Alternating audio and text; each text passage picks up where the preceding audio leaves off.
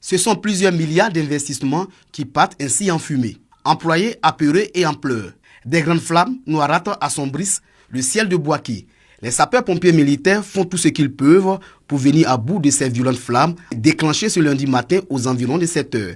Chinatown, l'un des plus grands magasins de la ville de Bouaké, a été entièrement calciné.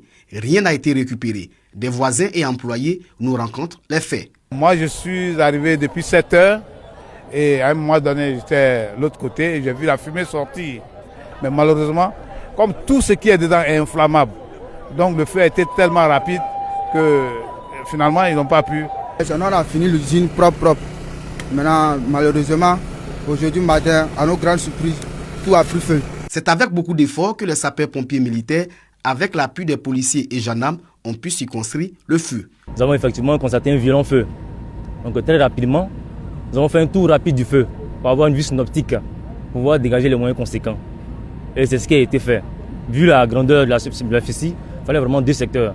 Informés, les autorités administratives, municipales et le représentant du ministère du Commerce sont sur le terrain pour constater l'ampleur du désastre. L'ampleur des dégâts donne une idée de ce que le sinistre a été très important.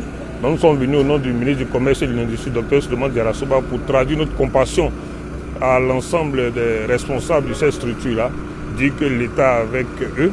Ce sont ainsi plusieurs jeunes qui se retrouvent sans emploi en cette fin d'année. Pour éviter de tels drames, le responsable de la 3e compagnie des secours et d'incendie appelle les opérateurs économiques à respecter les mesures de sécurité en construisant de tels magasins. Concernant les opérateurs économiques, notre police a toujours été de mettre en place vraiment les moyens adéquats pour pouvoir donner une première réponse lorsque le sinistre intervient. Et pour cet établissement-là, il y a une visite qui a été faite, nous avons demandé à ce qu'on mette en place les moyens pour pouvoir donner une première réponse au feu. Mais malheureusement, ça n'a pas encore été fait.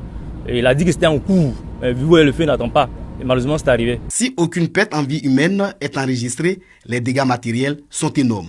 Les enquêtes policières nous situeront sur l'origine du feu.